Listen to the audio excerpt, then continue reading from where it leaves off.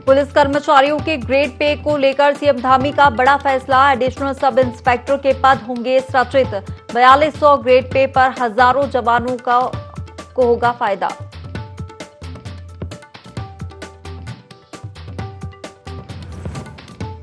मुख्यमंत्री पुष्कर सिंह धामी ने धारचूला में लिया आपदा प्रभावित क्षेत्रों का जायजा। आपदा पीड़ितों से भी की मुलाकात। प्रशासन को दिए जल्द ही राहत बचाव कार्य पूरा करने के निर्देश।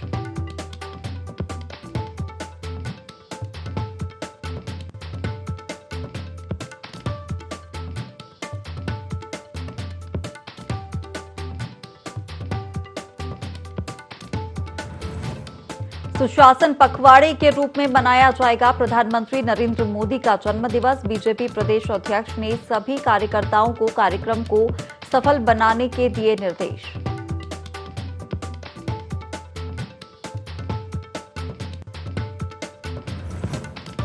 हरिद्वार में पकड़ा गया शराब कांड का मुख्य आरोपी। आरोपी की पत्नी है प्रधान पद की उम्मीदवार। पुलिस ने जब्त की कई लीटर शराब।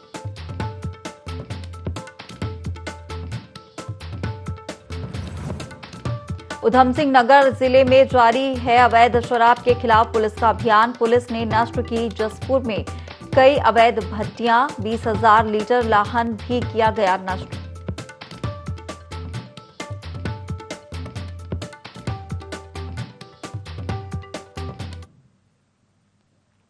नमस्कार, बहुत स्वागत है आपका देवभूमि लाइव के इस खास बुलेटिन में। मैं हूं आपके साथ हिमांशा मेहता। बुलेटिन की शुरुआत करेंगे खबरों के साथ। सीएम पुष्कर सिंह धामी ने पुलिस जवानों के ग्रेड पे को लेकर बड़ा फैसला लिया है। जवानों की समस्या का समाधान करते हुए हेड कांस्टेबल रैंक के 1750 नए पद सृजित करने के साथ ही एडिशनल एसआई का नया रैंक सृजित करने के आदेश दिए गए हैं। महत्वपूर्ण बात यह है कि उनका ग्रेड पे 4200 होगा, जिससे हजारों पुलिस जवानों को फायदा होगा।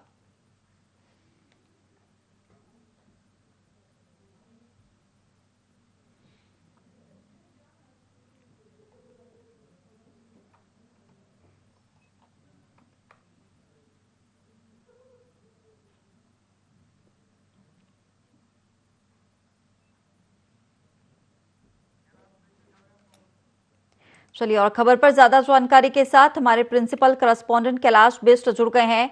कैलाश, यहां पर एक बड़ा फैसला लिया है मुख्यमंत्री पुष्कर सिंह धामी ने।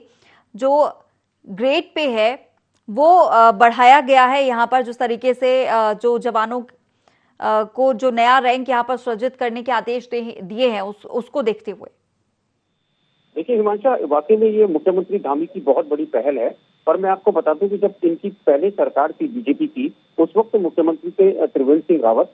उन्हीं के समय से ये मांग चली आ रही थी कि जो हेड कांस्टेबल थे, हेड कांस्टेबल और उनके परिजन लगातार ये मांग कर रहे थे कि उनको 4600 का ग्रेड पे दिया जाए।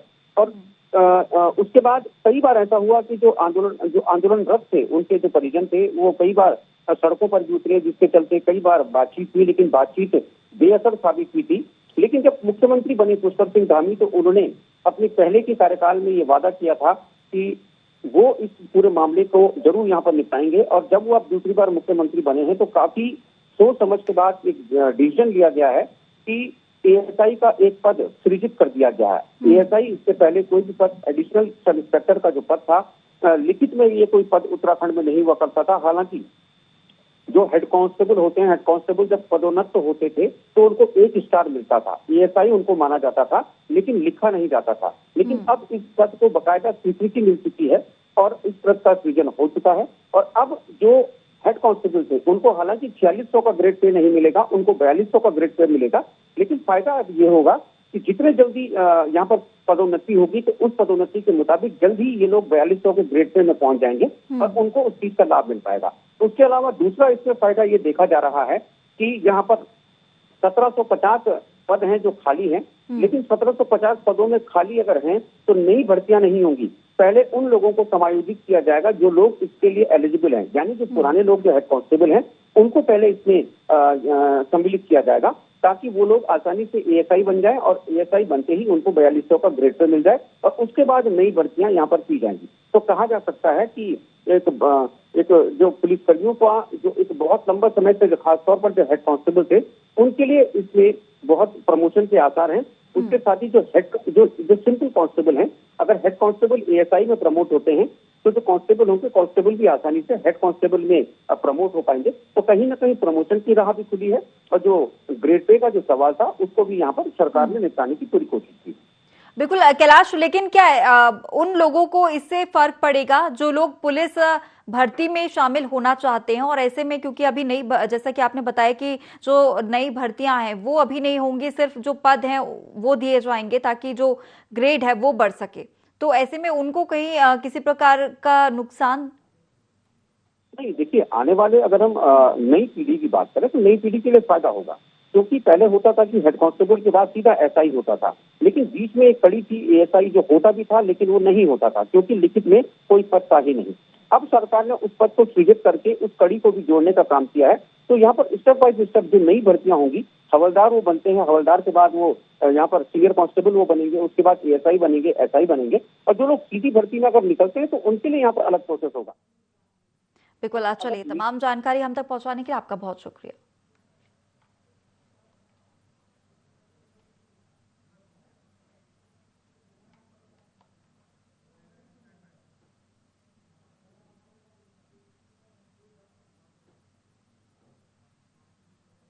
और राजपुर विधायक खजान दास ने अपनी ही सरकार के खिलाफ मोर्चा खोला है। उन्होंने देहरादून में चल रहे स्मार्ट सिटी के काम की धीमी रफ्तार पर नाराजगी प्रकट करते हुए ऐलान किया है कि 25 सितंबर तक स्मार्ट सिटी के काम में तेजी से सुधार नहीं हुआ तो सरकार के खिलाफ घंटा घर पर धरना दूंगा। बता दें कि विधायक खजान दास कई बार अधिकारियों को समस्याओं से अवगत करा चुके हैं, लेकिन अभी तक काम में तेजी नहीं आई। बता दें कि स्मार्ट सिटी के अंतर्गत सड़क की मरम्मत और डामरीकरण का काम अब पीडब्ल्यूडी को सौंपा गया है।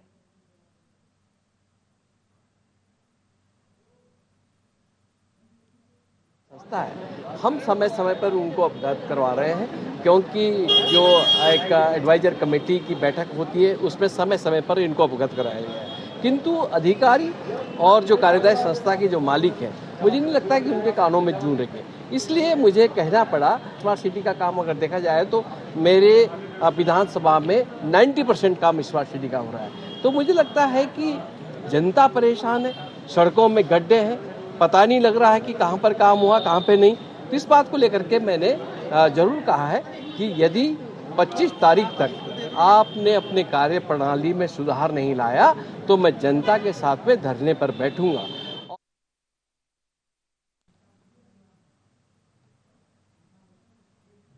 जशपुर पुलिस नशे के खिलाफ नशा मुक्ति अभियान चला रही है। इसी कड़ी में बड़ी कार्रवाई करते हुए पुलिस ने अवैध शराब के 4 ठिकानों पर छापेमार कार्रवाई की है। मौके से पुलिस को करीब 70 लीटर अवैध शराब बरामद हुई है। साथ ही 20,000 लीटर लहान भी नष्ट किया गया है। कोतवाल अशोक कुमार ने बताया कि नशे के कारोबार की रोकथाम के लिए पुलिस अलर्ट है। अलग अलग स्थानों पर छापे मारे जा रहे हैं। पुलिस अधीक्षक के निर्देश पर एक टीम गठित कर ये कार्रवाई की गई है।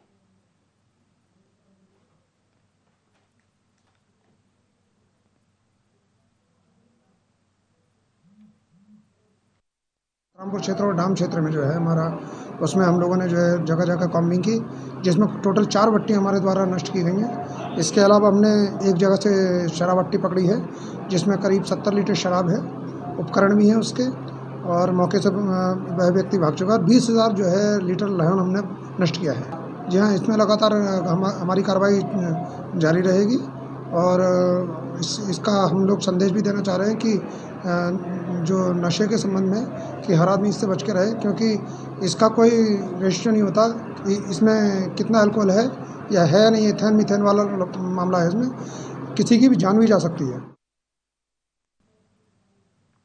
लक्सर के फूलगढ़ शराब कांड में मौत का आंकड़ा बढ़ गया है। इस कांड में एक मौत और हो गई है, जबकि एक व्यक्ति की हालत गंभीर बताई जा रही है। ये बताया जा रहा है कि अब तक कच्ची शराब पीने से 8 लोगों की मौत हो चुकी है। एसएसपी डॉक्टर योगेंद्र सिंह रावत के मुताबिक शराब कांड में मृतकों की संख्या में इजाफा हुआ है। पुलिस ने एक आरोपी को गिरफ्तार किया है। आरोपी ने कच्ची शराब लोगों को पिलाई थी। कुछ मौतें ऐसी हैं जिनका आंकड़ा पुलिस के पास नहीं है।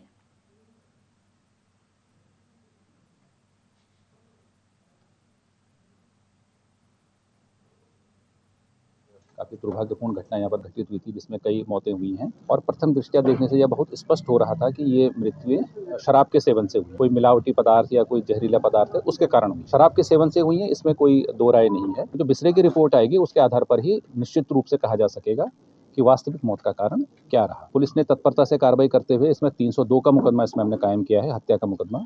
और इसमें जो मुख्य अभियुक्त है, जिसके घर में लोगों ने शराब पी थी, जो सारे लोग हैं, इनमें एक चीज़ कॉमन है कि इन लोगों ने इस व्यक्ति के घर में शराब पी थी। और ये बात अब लगभग निश्चित हो चुकी है कि इसी व्यक्ति के द्वारा जो शराब वितरित की गई, उसी से ये सब जो प्रभाव हैं वो उत्पन्न हुए हैं। इसको हमने गिरफ्तार कर लिया है। हाईकोर्ट की ओर से उत्तराखंड की महिलाओं के सरकारी नौकरियों में 30% आरक्षण समाप्त करने के फैसले पर महिलाएं लामबंद हो गई हैं। महिलाओं ने ऋषिकेश में एक बैठक का आयोजन किया। बैठक में सुझाव आए कि सरकार को उत्तराखंड की महिलाओं के लिए 30% आरक्षण के लिए अध्यादेश लाना चाहिए।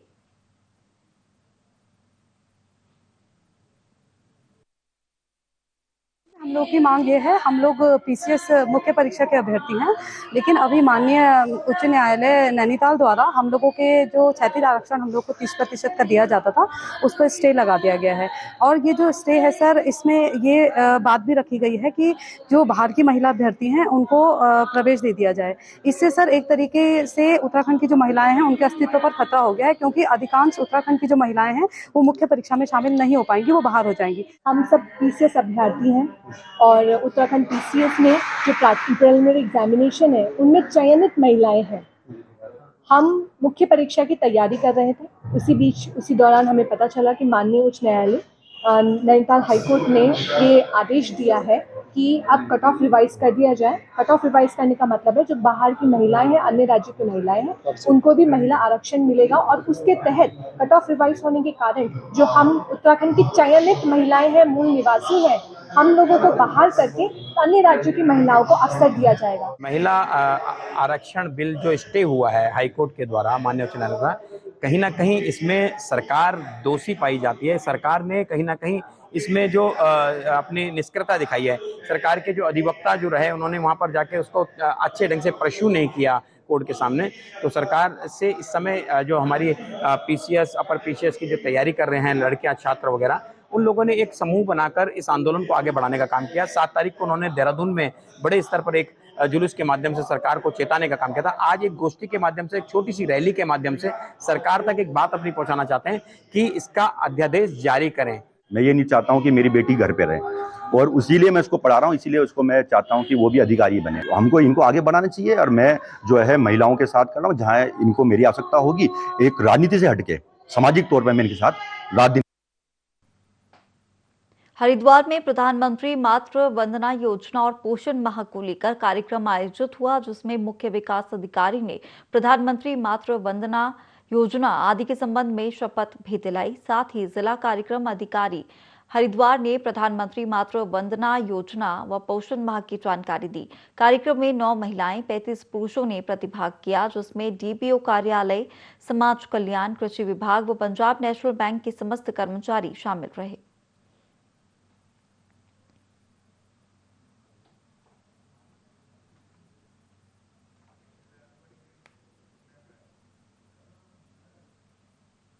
हरिद्वार में डबल मर्डर का सनसनीखेज मामला सामने आया है, जहां ग्राम मरगुबपुर में बेटे ने अपनी सौतेली मां का गला दबाकर हत्या कर दी।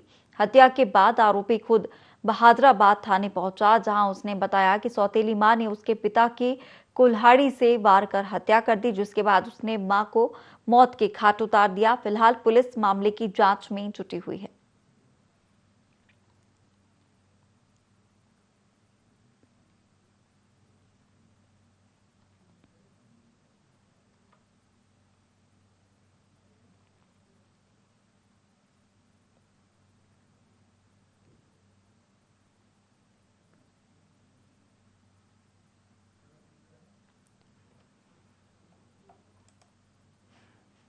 तो हरिद्वार में डबल मर्डर का सनसनीखेज मामला सामने आया है। बता दें कि ग्राम मरगुबपुर में बेटे ने अपनी सौतेली मां की गला दबाकर हत्या कर दी। हत्या के बाद आरोपी खुद बहादुराबाद थाने पहुंचा और यहां उसने बताया कि सौतेली मां ने उसके पिता की कुल्हाड़ी से वार कर हत्या कर दी, जिसके बाद उसने मां को मौत के घाट उतार दिया। फिलहाल पुलिस मामले की जांच में जुटी है। मंगलौर क्षेत्र में इन दिनों लगातार हो रही बिजली कटौती को लेकर लोगों में काफी आक्रोश बना हुआ है। बिजली सप्लाई न होने से लोगों को कई परेशानियों का सामना करना पड़ रहा है। पीने के पानी की समस्या खड़ी हो गई है। जनप्रतिनिधि कई बार बिजली विभाग के उच्च अधिकारियों से इनकी शिकायत कर चुके हैं, लेकिन अभी तक कोई सुधार नहीं हुआ। वहीं अब विधायक और पूर्व विधायक इसे लेकर एक दूसरे पर आरोप प्रत्यारोप की राजनीति करने में लगे हैं। विधायक हाजी सरवत अंसारी ने रहवासियों को जल्द बिजली आपूर्ति दुरुस्त करने का आश्वासन दिया है।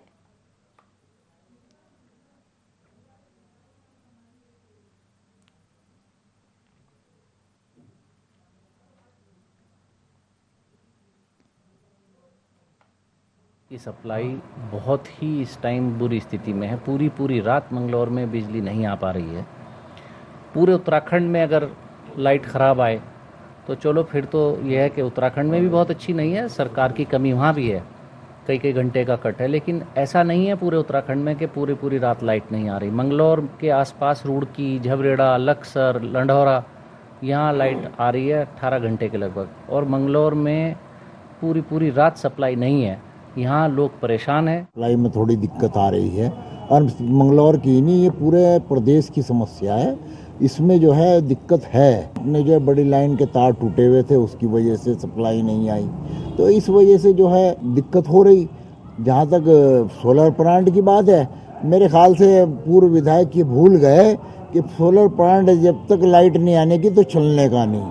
अगर लाइट आएगी तो सोलर प्लांट भी चलेगा, और सोलर प्लांट चलने का नहीं तो लाइट भी आएगी।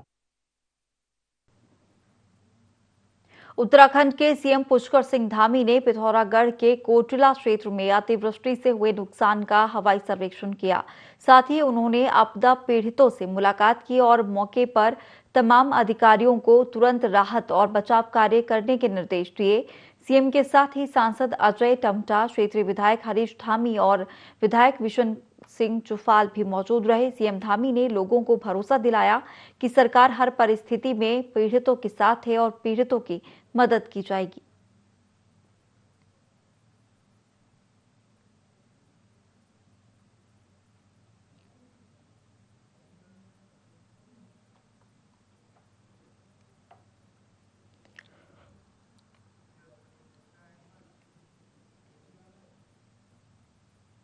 खटीमा क्षेत्र के चारूबेटा स्थित राजकीय इंटर कॉलेज में बना शौचालय पूरी तरह खंडहर हो गया। बच्चों को शौच के लिए विद्यालय परिसर के बाहर जंगल में जाना पड़ता है। कई वर्षों से शौचालय के अभाव में विद्यालय के बच्चे इस समस्या से जूझ रहे हैं, लेकिन अधिकारी स्वच्छ भारत मिशन की धज्जियां उड़ा रहे हैं। वहीं विद्यालय के प्रधानाचार्य राम नारायण वर्मा ने बताया कि कई बार प्रयास करने के बाद भी शौचालय नहीं बनवाया, केवल आश्वासन ही मिला है।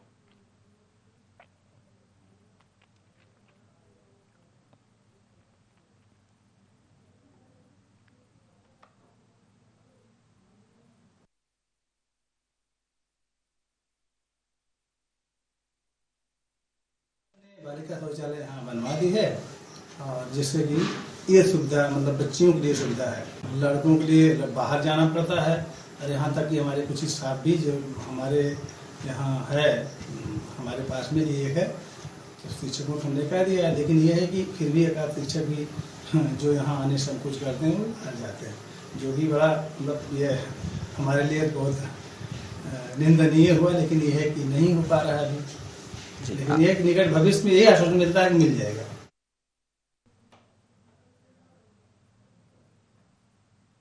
राजकीय प्राथमिक शिक्षक संघ के प्रदेश अध्यक्ष गोविंद बोरा लोहाघाट पहुंचे, जहां उनका शिक्षक कर्मचारी संगठनों और सामाजिक संगठनों के लोगों ने स्वागत किया। इस दौरान गोविंद बोरा ने कहा कि जिले के प्राथमिक विद्यालयों की दशा सुधारना, शिक्षकों की कमी को दूर करना और प्राथमिक विद्यालय में पढ़ने वाले बच्चों को अच्छी शिक्षा और सुविधा दिलाना उनकी पहली प्राथमिकता है।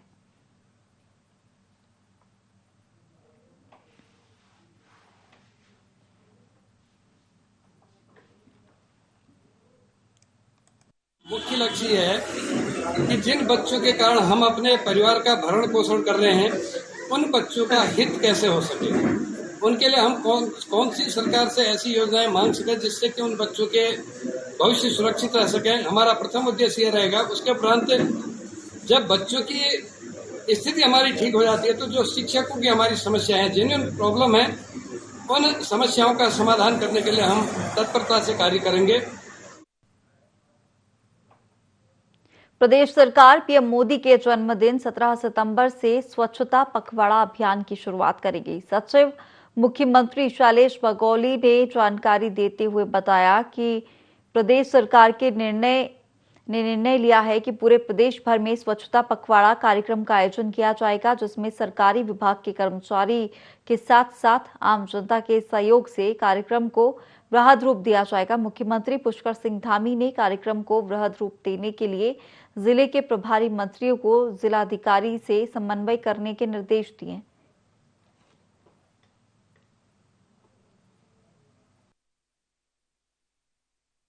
सितंबर से लेकर के 24 सितंबर तक एक वृहद स्वच्छता पखवाड़ा मनाया जाएगा, जिसमें हमारे सभी सरकारी कार्यालय, सभी सार्वजनिक जो स्थल हैं हमारे, चाहे वो खेल का मैदान हो या अन्य सार्वजनिक स्थल हो, सभी स्कूल, सभी महाविद्यालयों में स्वच्छता पखवाड़ा मनाया जाएगा, जिसमें हमारे सरकारी विभाग के अधिकारी कर्मचारियों के अलावा हमारे जो पब्लिक रिप्रेजेंटेटिव्स हैं और जो सामान्य जन हैं उनका सहयोग लेते हुए एक वृहद स्वच्छता पखवाड़ा आयोजित किए जाने का निर्णय लिया गया है। कान्हा नेशनल पार्क में हाथी रिजर्वेशन कैंप का समापन हुआ, जिसमें नन्हा हाथी कृष्णा आकर्षण का केंद्र रहा। हाथी रिजर्वेशन कैंप में हाथियों के स्वास्थ्य की विशेष देखरेख की जाती है, जिसमें प्रतिदिन चारा कटरों और महावतों द्वारा हाथियों को नहलाकर हाथियों के पैर और सिर की मालिश की जाती है। साथ ही उन्हें गन्ना, मक्का, नारियल खिलाकर वापस जंगल में छोड़ा जाता है।